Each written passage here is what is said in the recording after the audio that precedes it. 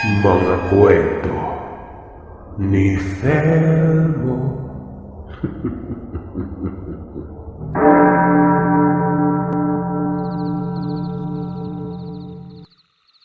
Mapagpalang araw, Sir Seth, at sa lahat ng tagapakinig ng channel mo. Gusto ko lang ibahagi sa inyo ang naranasan ko nung nagtatrabaho pa lamang ako. Bago ko simulan ng kwento, itago niyo na lamang ako sa pangalang Langlang. Sisimulan ko nung tinawagan ako ng dati kong amo na itago na lamang natin sa pangalang Ben.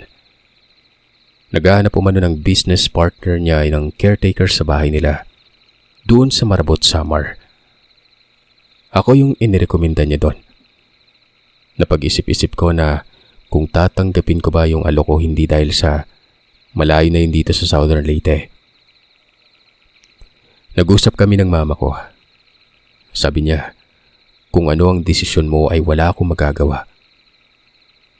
Pagdating ng gabi ay nagdesisyon na lamang ako na tanggapin yung trabaho na yon dahil makakasama ko naman ang anak ko.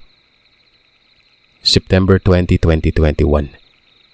Bumiyahe kami ng anak ko papuntang Tacloban dahil papupuntahin umano ako sa bago kong amo at gusto kong makilala bago ko ihatid sa mismong lugar kung saan ako magtatrabaho.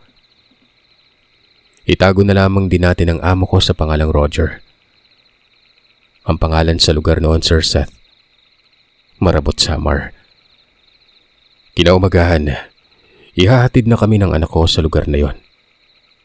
Pero alam mo kung ano yung pakiramdam ko noon habang bumabiyahe kami papunta doon. Lagi akong kinakabahan na parang pakiramdam ko ay hindi ako magiging komportable. Huminga na lamang ako noon at sabi ko sa sarili ko, para sa anak ko tong trabaho na ito. Dumating na kami doon sa Marabot. Laking gulat ko dahil napakalaking bahay pala yon. Akala mo mansyon. Mas lalo akong kinabahan, Sir Seth, nung sinabi ng amo ko na kami lang dalawa ng anak ko ang titira sa bahay na yon. Pinalibot ako sa buong bahay. At dahil sa minsan na lamang nila ito puntahan ay talagang makalat at marumi ang bahay. Habang naglilibot ako, ang sama talaga ng pakiramdam ko na parang may kakaiba. Yung itsura ng bahay ay matayog na malapad. Isa lang din ang ilaw. Kulay dilaw na parang ilaw ng may lamay. Mababa yung watts. Sa labas naman ay maluwag din kaso lang dahil sa wala ng alaga ang bahay na yon. Makikita mo talagang nagtataasan na yung mga grass at kapag tatayo ka doon ay abot hanggang bewang. Fast forward. Nung bumalik na sa Tacloban City sina Sir Roger at ang asawa niya, nagsimula na akong maglinis ng bahay. Inuna ko muna yung loob para kapag maglaro ang anak ko ay komportable siya. Umabot ako ng 1 linggo sa paglilinis sa bahay na yon dahil ako lang naman mag-isa at napakalaking bahay din naman kasi yon. Lumipas ang ilang linggo, hindi pa rin mawala sa dibdib ko yung kaba. Para bang bukod sa amin ng anak ko, may iba pang nakatira na hindi natin nakikita. Isang araw, may napapansin ako sa anak ko na parang may kausap. Kung titingnan mo ay parang may kalaro siya na hindi nakikita ng iba. Tapos kapag hihingi ng biskwit, gusto niya yung dalawa. Gawa ng ibibigay niya umano sa kaibigan niya. Hindi ko ito pinansin nung una. Baka trip lang din ng anak ko yon. Tawagin na lamang natin yung anak ko na Raf.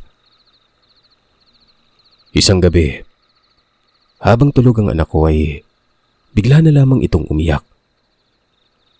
Bumubulong siya ng mga kataga. Saan mo ko dadalhin?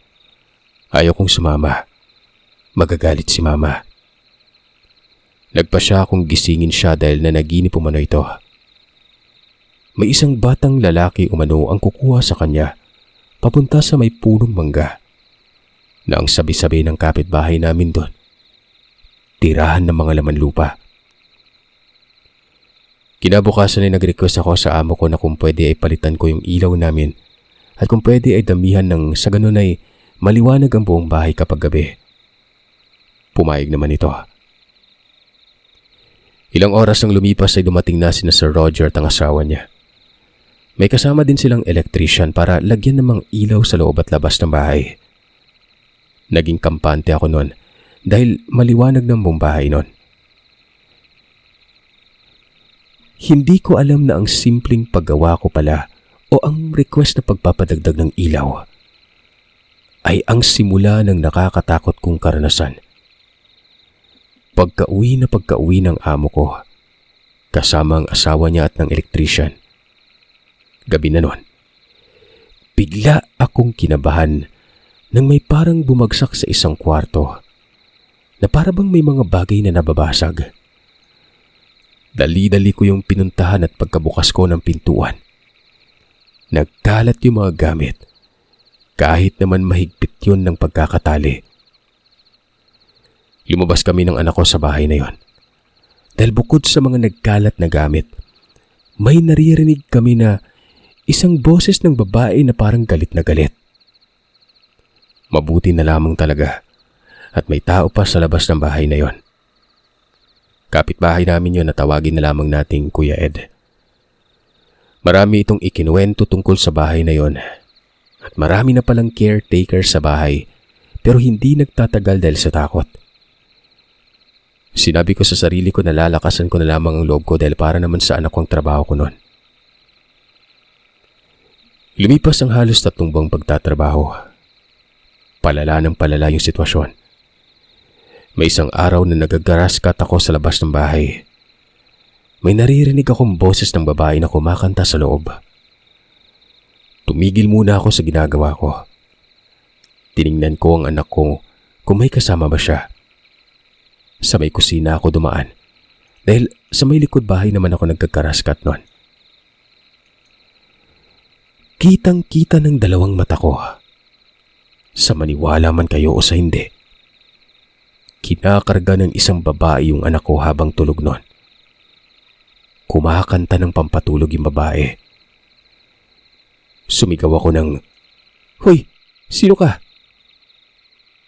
Biglang bumagsak sa kutsyon yung anak ko, Sir Seth. Hindi ito nagising at tulog na tulog pa rin. Sa sobrang takot ko ay tumakbo ako at humingi ng tulong. Buti na lang si Kuya Ed, nasa tabing dagat at nangangawil. Sinabi ko lahat ng nakita ko. Agad naman niyang binitawan ang dala niyang gamit sa pangangawil at sumama sa akin sa bahay. Pagdating namin doon, naabutan na lamang namin ang anak ko na iyak ng iyak dahil daw may nananapak sa kanya. Nangangamoy kandila din noon. Takot na takot ako habang yakap-yakap ko ang anak ko. Gustong-gusto ko nang umuwi sa amin sa lugar namin. Unang linggo ng Desyembre, nagkasakit ako. Pabalik-balik yung lagnat ko at halos hindi ako makahinga na para bang may sintomas ako ng COVID. May COVID pa po sa taong ito. Suka ako ng suka. Walang ganang kumain. 10 araw akong nagkasakit noon na siyang naging dahilan kung bakit pumayat ako. Buti na lang at mabait si Kuya Ed, hindi ako pinabayaan. Nagdesisyon itong pumunta sa ibang barangay para sunduin yung albularyo at dalhin doon sa bahay para gamutin ako. Dahil wala pang nakapagpapagaling sa akin noon doon sa mga kilala niyang manggagamot. Nang dumating na sila Kuya Ed kasama ng albularyo, sa gate pa lamang yung matanda. Alam na niya kung ano ang dahilan ng pagkakasakit ko noon. Sabi niya, "Ineng, isang engkanto ang nagbigay sa iyo ng sakit. Gusto ka nitong asawain at daling ka sa mundo nila kasama yung anak mo." Kinilabutan ako sa narinig ko. Mangyak-ngyak ako sa takot noon. Sabi ko sa matanda, "Ano ang dapat gawin? Gusto kong umuwi sa amin sa Southern Leyte." Ang sagot niya, "Huwag umano akong mag-alala dahil gagamutin niya umano ako at palalayasin niya ang kung sino mang nakatirang kakaiba sa bahay na yon." Nang sinimulan niya na akong gamutin, Sir Seth, ay may pinatong siya sa ulo ko habang may mga sinasambit na mga katagang hindi ko maintindihan. Pagkatapos noon ay pinainom ako ng 2 kutsarang langis. Ilang minuto, nagsuka ako ng kulay itim. Takang-taka ako kung bakit kulay itim yon. Sabi ng matanda sa akin, huwag akong mag-alala. Gagaling na umano ako kinabukasan. Uuwi na muna umano siya sa bahay niya dahil doon niya gagawin ang mga ritual at babalik umano siya ng 6:00 ng hapon.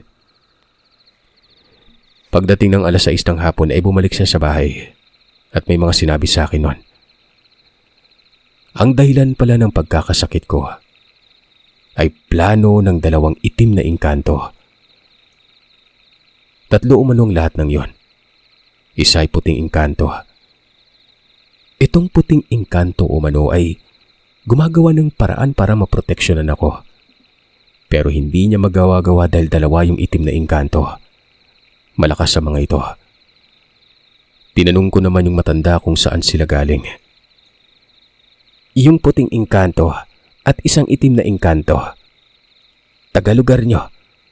Sumama kahit saan ka magpunta. Dahil gusto kang asawahin ng itim. Itong kulay puti naman na engkanto, ito yung gabay mo. At sa kasamaang palad mula nang nandito ka sa bahay na ito, dumagdag pa ng isang itim na engkanto na gusto ka din asawahin. Pero huwag ka na mag-alala. Paiinumin ulit kita ng langis.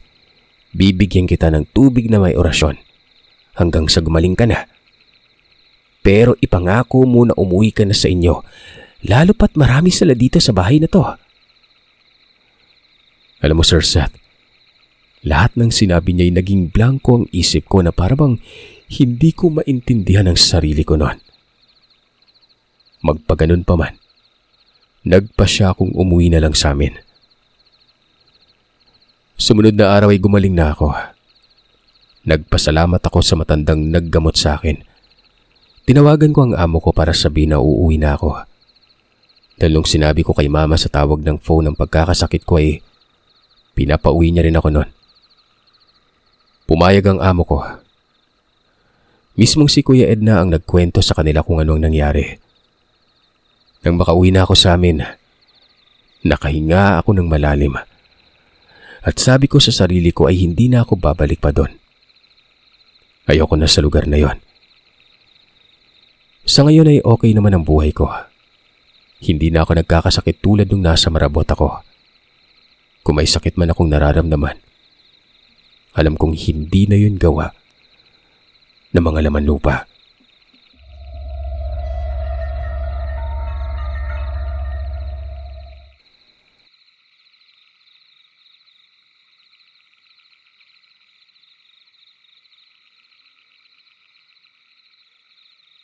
Mapagpalang araw po sa inyo, Sir Seth. Tawagin niyo na lamang po ako sa pangalang Loleng. Tunay kong palayaw. 28 years old na po pala ako. Ako ay taga Maguindanao, isang Muslim. Bali itong karanasan ko ay nagsimula noong 2015. Nakagraduate po ako ng high school dyan at hindi na nakapag-college dahil na rin sa hirap ng buhay. Nga pala, tanghali dito gawa ng nasa Saudi ako ngayon. Isang OFW. Ang pangyayari na ito ay alam kong maraming nakakaalam, lalo na yung mga nakatira sa lugar namin. Nagbigay talaga ito ng takot sa taga Maguindanao. Merong aswang ang paggala-gala noon. At hindi lang ito isa. Parang pamilya ito. Nananalasa sila sa magkakaibang lugar sa Maguindanao. Nauhuli naman daw ito at kinukulong pero sadyang madulas at nakakatakas umano. Ganun talaga umano mga aswang. Madali lang makatakas. Pwede daw kasi magpalit ng anyo katulad ng hayop, ng pusa, uwak o aso. Isang araw ay may kumalat na video sa amin. Nasa Maguindanao din yon. Umuulan. May isang bahay umano na pinasok ng aswang. May buntis doon pero patay na siya. At may isa pa itong kasama na namatay din. Hindi nila masyadong pinakita ang bangkay gawa ng hindi umano kakayanin ng iba. Pero sa naririnig ko na pag-uusap ng mga tao sa video, Yung buntis umano ay wala ng lamang loob nun.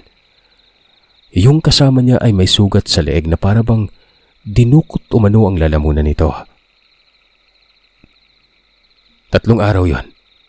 Magkakasunod na nangyari sa Maguindanao. Pero magkakaibang lugar nga lang. Yung buntis na pinatay. Mahaba yung video pero ang pinakahuli nun, may nahuli silang lalaking payat na parang hindi kumakain ng ilang araw. Parang katawang aso. Alam niyo yung payat na aso? Ganun na ganun. Pero tao pa rin talaga siya. Pinagpapalo nila ito sa ulo pero gumagalaw pa rin. Sige pa rin umano ang buhos ng ulan nun. Pero yung video, hindi ko na nakita kung pinatay ba nila yung lalaki o walang nangyari. Nung kumalat ng mga nangyaring yun sa lugar namin, nagkaroon ng curfew hours na dapat 9:00 ay wala nang makikitang taong gumagala-gala ng gabi. May mga tanod din na nag-iikot-ikot. Bawat isa ay may dalang itak pang depensa sa sarili umano. Siyempre ako gawa ng doon ako pinanganak at lumaki sa lugar namin. Kilala ko ang lahat ng mga tao doon. Nang mga panahon na ito ay may sakit si Lola, nanay ng nanay ko. Ang nanay ko naman ay nasa abroad ng mga panahon na yon. Wala pa din akong asawa. 4:00 pa lamang ay nagsasaing na ako at pagkaluto ko ay kumakain na kami. Tinatapos ang mga dapat tapusin hanggat hindi pa lumulubog ang araw. Kapag gabi ay nasa loob na ng bahay kaming lahat. Doon ako natutulog sa bahay ni Lola. Yung mga kapatid ko naman na lalaki sa bahay namin kasama si tatay. Sa bahay ni Lola, kasama ko yung kapatid kong bunsong babae na pangalanan na lamang nating si Linlin. Itong batang ito ay mahilig talaga magpuyat sa kaka-cellphone. Madagdag ko lang Sir Sat na bago kami pumasok sa loob ng bahay, nilalagyan namin ang bawat sulok ng bahay ni Lola ng tinatawag na kamunsil. Isang uri ng puno ng matinik ang mga sanga at naglalagay din kami ng kawayan na pinatulis ang dulo. Maliban pala sa amin ng kapatid ko, si tita at ang pinsan kong isang kasama namin sa bahay ni Lola. Sa dami ng nilagay namin na kung ano-anong pangontra ay nagmukhang tinubuan ng halaman ng bahay ni Lola noon. Kanya-kanya kami ng tulog sa aming higaan. Doon ako natutulog sa tabi ni Lola. Kasama ko yung tita ko. Yung mga pinsan ko ay nasa loob ng kwarto. Bali, yung tinutulugan namin na yon, parang sala at kainan namin. Walang mesa. Doon na rin kami naglalagay ng banig at natutulog. Bali nasa hitsa si Lola. Si tita ay nasa bandang malapit sa kusina. Ako naman ay malapit sa pintuan. Etong si tita ay may pagkamatakotin din ito at aaminin ko, syempre takot din ako noon. Yung tita ko ay mabilis matulog samantalang ako gising pa rin. Sobrang alinsangan ng partikular na gabi na ito. Tiningnan ko si Lola. Gising din pala siya. Tinanong ako ni Lola na hindi daw ba ako makatulog. Sabi ko hindi. Itong si Lola ay ugali niya talaga na bubukas ng pinto sa 2 oras ng gabi. Doon lamang ito sa pintuan naninigarilyo. Partida Sir Sat, may sakit pa yun ah. Matigas ang ulo, hindi maawat. Ito lang umano ang nagpapakalma sa kanya. Kaya hayaan na lamang daw siya noon. Habang naninigarilyo si Lola, napatingin ako sa siwang sa taas. Meron kasi dong espasyo na sinadya talaga para pasukan ng hangin. Meron akong naaninag doon. 2 parang pulang, hindi ko alam kung ano. Yung lola ko namang naninigarilyo. Bigla-bigla niyang sinarado ang pintuan. Tinanong ko si Lola kung bakit niya ginawa yon. Ayon sa kanya, wag daw akong maingay. May nakita daw siyang aso na kakaiba. Mas malaki umano sa ordinaryong aso yon. Siyempre natakot ako. Kinilabutan. Sinabi ko din sa kanya na may nakita akong mapupulang parang mata sa siwang. Pero noong muli naming tingnan yon, wala na ito. Nilabas ni Lola yung sundang niya o yung tinatawag sa amin na dilik. Isa itong sinaunang kagamitan. Ngayon ko lang ito nakita buong buhay ko. Medyo luma na siya pero makikitang nandun pa rin yung tibay niya. Ilang minuto lang ay nakaamoy ako ng parang lamang loob na nabubulok. Kasabay noon ay may parang naglalakad sa gilid ng bahay. Paikot-ikot na parang asong umaangil.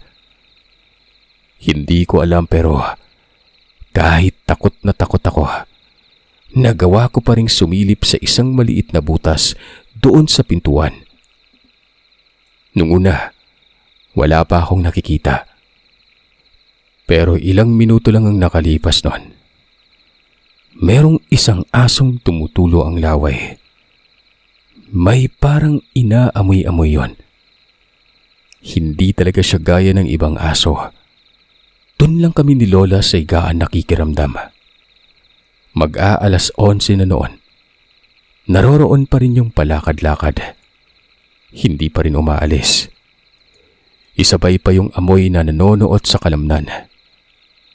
Saka lang ito tumigil hating gabi na. Pero yung lola ko ay hindi talaga natulog noon. Akala mo walang sakit. Sinabihan ko pa siya na matulog na. Ang sagot niya ay ako umanong matulog. Inaantok umano na ako noon. Uubusin lang daw niya yung sigarilyo niya. Yung sigarilyo na tinutukoy niya, tabako po ito. At yun na nga po, hindi ko namalayan na nakatulog na ako. Pagising ko ay mataas ng araw. Alas 8 na ata yon. At ako na lamang ang hindi pagising. Nagising ako dahil ang iingay nila habang nagkakape. Yung mga pinsan at kapatid kong babae. Kagabi umano ay may nararamdaman din sila. Nagdikit-dikit daw sila. Akala nila ay tulog na kami sa sala noon kaya hindi na sila nanggising pa. Kung ano yung naririnig namin, yun din umanong naririnig nila noon. May palakad-lakad na umaangil na aso. May naaamoy din silang mabaho. Nagulat pa nga umano yung tita ko noon dahil nung gigisingin niya na umano ang mga pinsan at kapatid ko sa kwarto. Nasa iisang sulok sila. Bali, walang natulog umano sa gitna ng higaan noon. Medyo natatawa pa yung tita ko noon. Mga 1 o 2 buwan din ganon sa lugar namin. Tulog ng maaga, may curfew, hanggang sa paunti-unting naging normal ang sitwasyon. Makalipas ang 5 buwan ay pumanaw si Lola. Sobrang lungkot ko noon, lahat kami mga apo na, lalo na kaming 4 na magkakapatid dahil nung nagkaisip na kami, doon na kami sa lola ko lumaki noon. May pagkabungangera ito pero mahal na mahal namin ito. Yung pagbubunga nga niya may kasamang paglambing yun. Kaya nakasanayan na naming 4.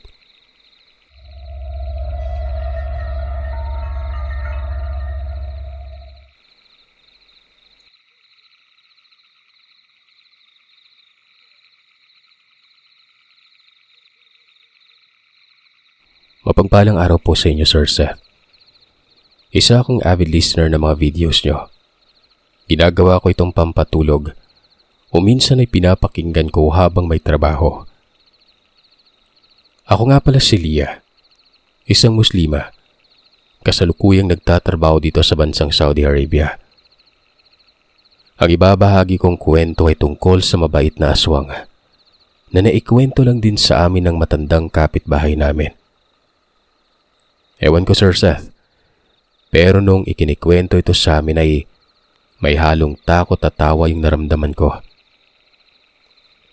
Sa probinsya namin sa Lanao del Sur, sa barangay Lumba, Bayabaw, kung saan nakatira ang matandang kapitbahay namin noon.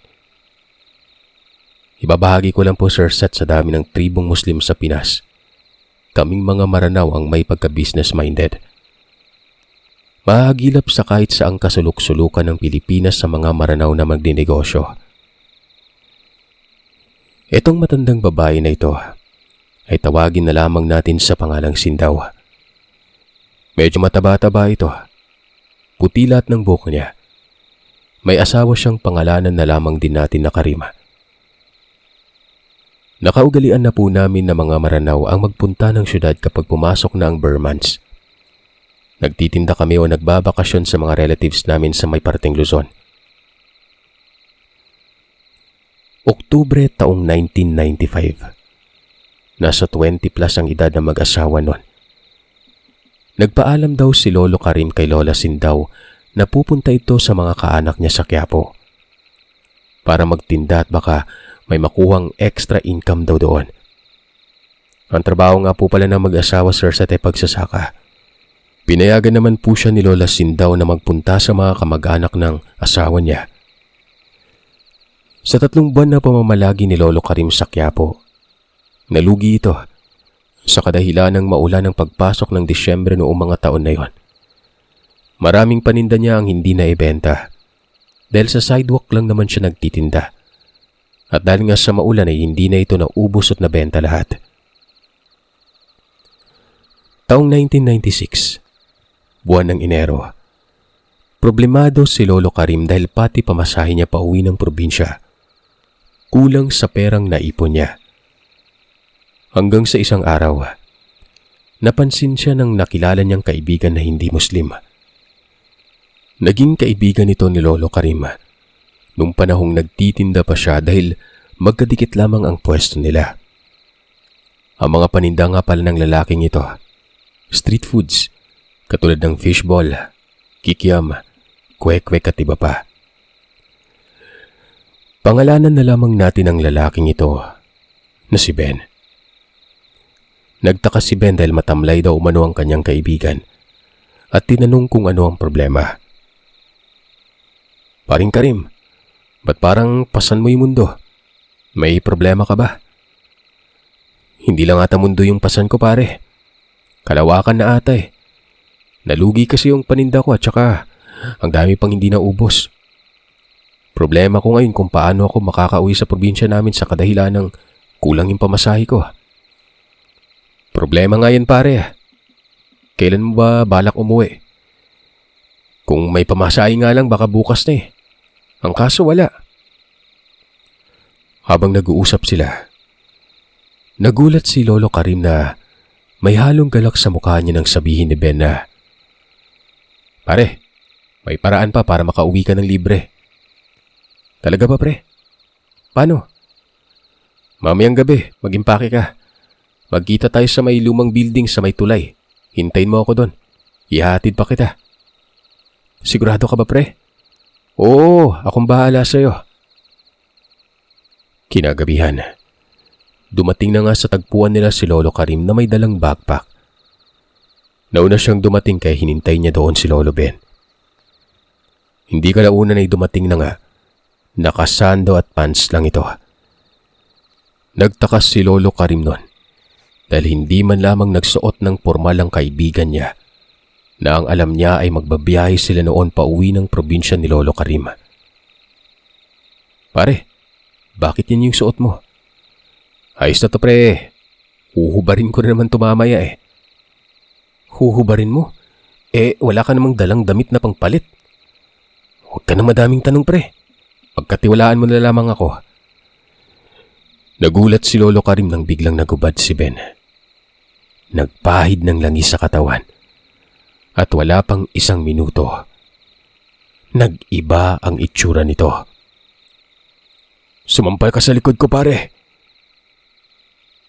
Gulat na gulat si Karim noon. "Isa kang aswang? Huwag ka nang magtanong. Kung anong nakikita mo, yun na yun. Sasampa ka ba o uulamin kita ngayong gabi?" Sa takot daw noon ni Lolo Karim, sumampa na lamang daw siya sa likod ng kaibigan niyang aswang. Napakabilis daw nito kung tumalon na tumakbo. Kapit na kapit naman daw si Lolo Karim noon dahil takot na mahulog sa kadahilan ng napakadulas ng katawan ng kaibigan niya.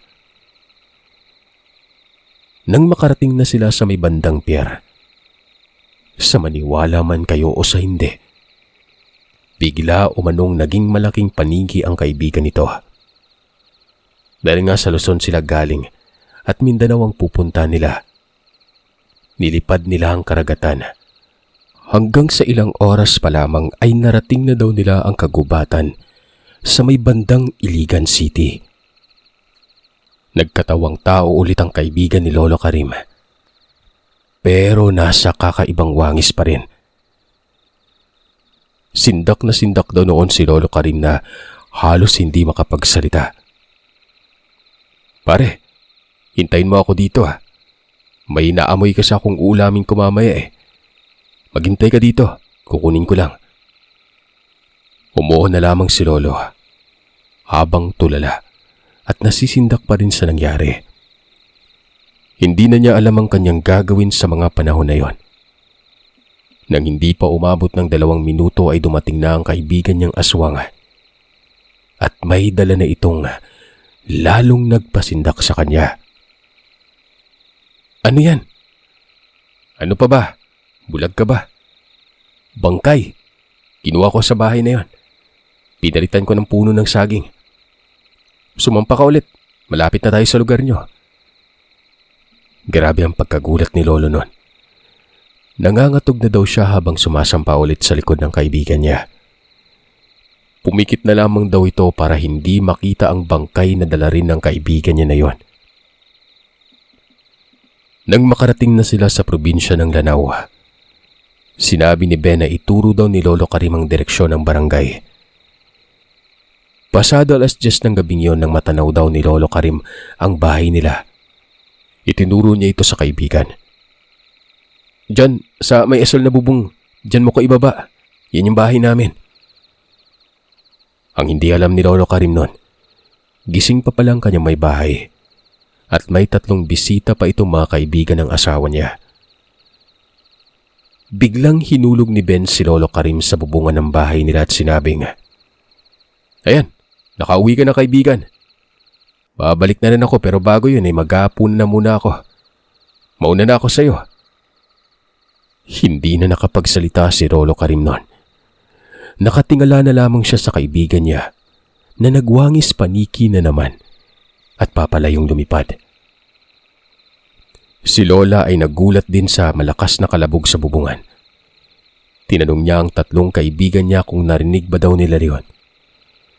Lumabas sila para tingnan kung anong bumagsak na yon sa bubungan nila.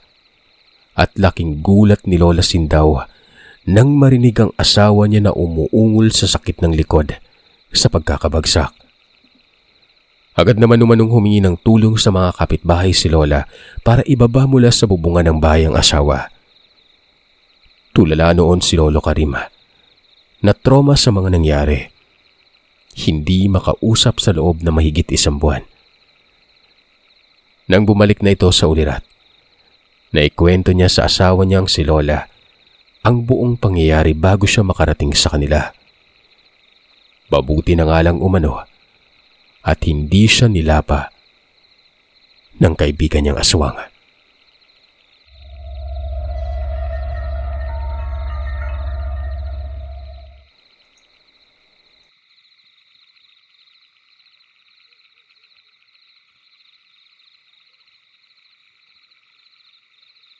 Mapagpalang araw sa inyo, Sir Seth. Lalong-lalo na sa inyo mga masugid na tagapakinig. Ako si Yuri, 18 taong gulang. Matagal-tagal na din akong nakikinig ng inyong kwento. Mula noong ako'y nasa 4th year high school pa lang. Pinapakinggan ko ang bawat kwento nyo kapag ako'y naglilinis ng bahay, gumagawa ng assignment at kung ano-ano pang gawain ng isang mag-aaral. Nais ko po sanang magbahagi ng aking kwento tungkol sa mga naranasan kong kababalagan. At pagpasensya nyo na kung ang bawat pangungusap ko ay hindi maayos. Hindi din kasi ako manunulat. Kumbaga, kayo na yung bahalang mag-ayos, Sir Seth. Pinanganak ako mula sa pamilyang respetada ng aming angkan. Lahing Ilocano. Hiwalay na ang aking mga magulang at ako ay nag-iisang anak lamang. Lumaki ako sa aking lolo na tawagin na lamang nating Anok. Nung bata pa umano ako, madalas ako maging sakitin. kaya lagi akong pinapagamot sa mga albularyo. Ang sabi nila ay lapitin daw ako ng mga engkanto at ng mga nilalang na hindi nakikita ng mga normal na tao. Nangyari ang karanasan na ito. Makalipas ang 1 taong pandemya, nagdeklara ang publiko na magsibalik-aral na mga mag-aaral. Bali nag-aaral ako sa mataas na paaralan ng Norala sa South Cotabato noon. November 14, 2023. Pumasok ako ng paaralan na may halong inis. Dahil na rin siguro sa pagiging spoiled ay nadala ko ito hanggang sa paglaki. Lahat ng gusto ko nakukuha ko.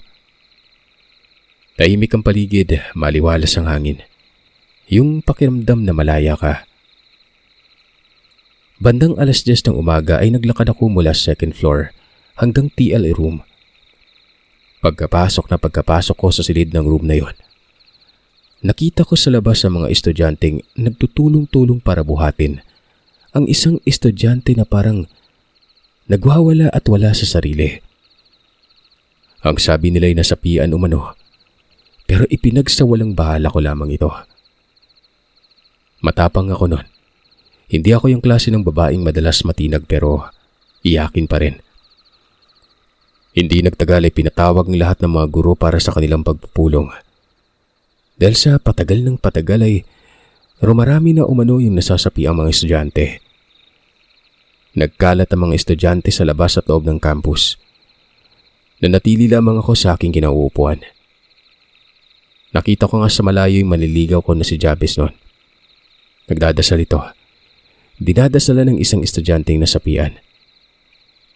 Nagsitakbuhan na sila palabas at pati na rin ako ay napalabas na nang wala sa oras. Pagkalabas ko ay marami nang umiiyak. Natatakot. Nagulat ako nang biglang sumigaw ang kaklase ko sa harapan ko mismo. Sabay na tumba ito. Nakatingin ito sa akin, Sir Seth. Nasapian na pala yon. Tumakbo ako papunta sa mataong lugar. Nag-iisip kung ano ang gagawin. Wala akong ibang naririnig kundi iyak, sigaw at takot ng mga estudyante. Hanggang sa napabalik tingin ako mula sa TL room. Nakita ko ang kaklase kong nasapian na pilit ginagapos ng mga kalalakihan. Nagkatitigan kami. Nakita ko sa mukha niya ang labis na galit at emosyon ng kung sino man ang nasa loob ng kanyang katawan. Nagulat ako sa sigaw ng isa kong kaibigan na umiiyak dahil nasanibad din ang kapatid nito. Tumakbo ako nun, pabalik ng room para kunin ang aking box sa 2nd floor. Mag-isa lamang ako at wala akong kasama. Natataranta ako kung ano ang dapat kong gawin. Napahinto ako sa pagtakbo nang may tumawag sa pangalan ko. Si Jabez. Nilungon ko ito at siya namang patakbong papunta sa akin. Tinanong niya ako kung saan pupunta. Sa taas, kukunin ko lang yung bag ko. Bilisan mo, huwag mong pababayaan yung sarili mo ha. Sabay tulak sa akin at siya namang biglang liko para tumulong sa pag-aasikaso sa mga nasapian. Takbo lang ako ng takbo hanggang sa nalaman kong lahat ng mga kaibigan ko nasapian nun. Napatanong ako sa sarili ko kung anong gagawin ko. Pagkadating ko sa taas ay nakita ko ang mga kaklase kong nag-iiyakan at nagdadasal. Nagulat ako nang may natumba sa harapan ko noon. Nagsitakbuhan ng mga kaklase ko pababa ng 2nd floor. Habang yung natumba, naiwan kasama ang mga kaklase naming ginagapo siya. Yung campus president ng school ay sumisigaw. Nagwawala. Nabigla ako sa natuklasan ko sa mismong pagkababa ko. Meron akong nakitang grade 8 student na nakalutang. Sumisigaw ito ng amin. Sabay ng nakakatakot na halakak nun. Nawala ako sa sarili ko. Hindi ko alam yung tamang gagawin. Nabigla ako nang may humawak sa kamay ko. Si Jabez yun. Niyaya niya akong pumunta ng gym. Naroroon umano yung mga estudyanteng hindi nasaniban. Tumakbo kami papunta ng gym. Takbo lang kami ng takbo na parang mga bata noon. Mula sa gym ay makikita doon ang lahat ng estudyanteng sunod-sunod na nagbubuhat, mapababae man o lalaki, ng mga nasasaniban. Ang iba ay nagsitakbuhan na papalabas ng gate pero hanggang doon ay nasusundan pa rin sila na parang wala silang kawala. Hanggang sa hindi na nila makaya ang dumaraming mga estudyante na nasapian, pinauwi na lamang talaga yung iba. Hindi ko napansin na nabitawan ko na pala si Jabez. Pagka-uwi ko, huli ko nang nalaman na ang tita ko, isa din sa mga nasapian, Sir Seth. Dumiretso ako ng kwarto ko. Napapaisip kung bakit kailangang mangyari ang lahat ng yon. Lahat ng mga kaibigan ko, dinala sa albularyo. Yung isa pa nga umano sa kanila ay nagsabing, uubusin ko kayo. Kinabukasan na hindi ako pumasok. Nabalitaan ko na ayos ng lahat. Pero habang ginagamot daw sila, ay galit na galit sila sa mga santo. Ang sabi ng eskwelahan ay panatilihin na lamang itong sekreto para na rin sa ikabubuti naming lahat. Pero pagkatapos nun, may isa o hanggang 3 pa rin nasasapian. May pumuntang isang pari doon at nalaman nila kung ano ang pinagmulan nito. Kung bakit merong mga nilalang o mga espiritong galit na galit sa lugar. Nung umaga pa lang yun ay napag-isipan ng mga grade 12 student na mag-cleaning ng bawat sulok ng school. Meron umanong isang puno silang napakialaman kung saan ay may nakatira doon. Napagkatuwaan, hinampas-hampas umano nila ito. Pagkatapos naman ng blessings na nangyari na yun ay bumalik sa tahimik ang lugar. Yung iba ay nakalimutan na lamang ng basta-basta. Pero ang hindi ko mawala sa utak ko hanggang ngayon, bakit hindi ako nabilang sa mga nasapian? Pero magpaganon pa man ay laking pasasalamat ko dahil isa ako sa mga naprotekta ng Panginoon. Ngayon po ay nasa Tacurong City na ako nag-aaral. Graduating student. May nobyo na rin po ako at naging manliligaw ko ng 3 taon yon. Si Jabez na manliligaw ko ay nanatili pa rin malapit sa Diyos hanggang ngayon. Hindi na ito nagkaroon ng kasintahan.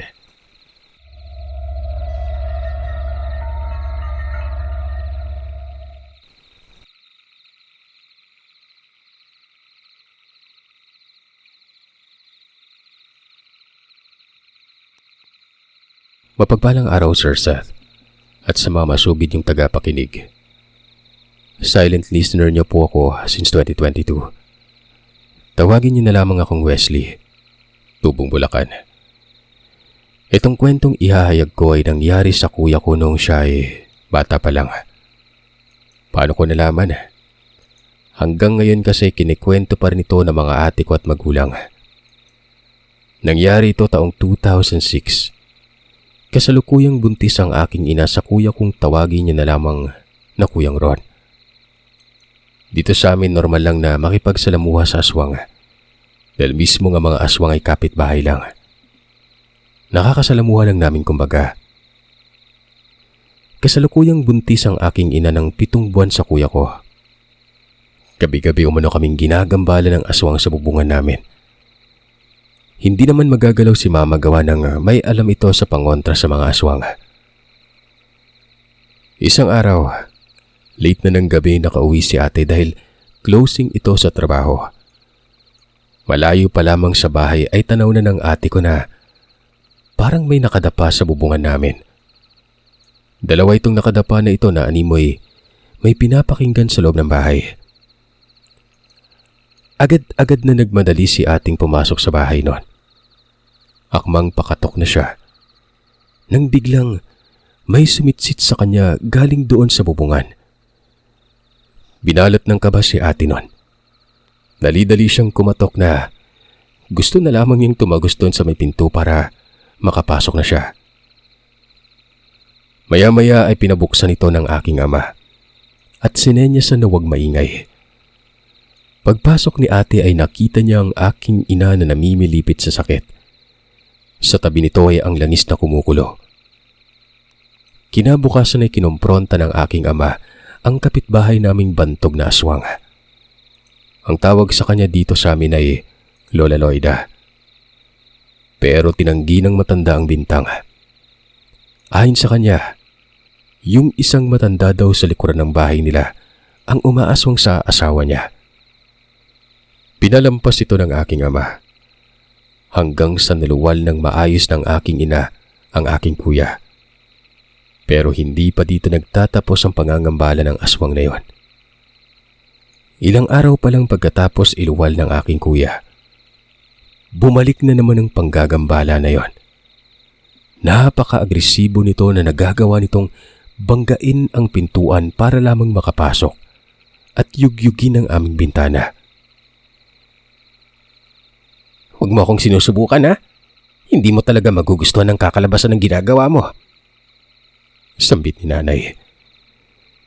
Nang sabihin naman yun ni nanay ay nawala umano ang yumuyugyug sa bintana noon. Kinabukasan ay dumaan sa bahay namin ang matandang nakatira sa likod bahay nila Lola. Natawagin nating Lola Maria. Saktong pagdaan ito sa bahay habang nagwawalis ang aking ate sa bakuran. Nagwika ito ng, "Ang bango naman ng sanggol sa loob ng bahay niyo." Binalot ng pagkalito at takot si ate. Narinig pa niya itong nagwika habang papalayo ng, "Masarap na naman ang hapunan ko mamaya." Agad na sinabi ito ng aking ate kay mama at papa. Ewan namin kung anong naisip ng aking ama. Naisip niyang ipain si kuya na kasalukuyang sanggol ng mga panahon na yon para daw mapatay ang aswang. Kinagabihan, lahat ay nagbabantay sa pagbabalik ng nilalang. Pinatulog muna ng aking ina si kuya at hiniga ito sa may sala, sa harap ng pinto, at binuksan ng malaking pintuan na yon. Yung bahay kasi namin, Sir Seth, yung main door namin pagpasok mo sala na. Maya-maya ay nakarinig na ng kaluskos sila mama. Agad silang nagtago sa likod ng pintuan ng bahay. At hindi nga nagkamali ang aking ama. Maya-maya ay may pumasok na asong kulay itim na pulang-pula ang mata. Dahan-dahan itong naglakad sa sanggol na kuya ko. Nakasalukuyang natutulog pa rin. Palingalinga pa ito kung may tao. Inikutan pa ito ng aso nang akmang sasakmalin na ng nilalang si kuya. Nag-usal si mama ng dasal at dali-daling hinataw ng tubo ni papa itong nilalang na ito. Hindi na nakagalaw ang aswang sa pagkakaiga. Hindi pa nakontento ang aking ina dahil sinabuyan pa niya ito ng asin. Umangil umano ang aso ng sobrang lakas. Kinuha ng aking ina si kuya sa pagkakahiga. Hinataw ni papa ng tubo sa likod ng nilalang hanggang sa kumaripas ito ng takbo habang umaangil noon. Kinabukasan ay gano'n na lamang ang gulat nila mama nang idaan sa bahay namin ang matandang si Lola Maria na naghihingalong ihahatid sa ospital. Hanggang sa nabalitaan na lamang namin na binawian na ito ng buhay.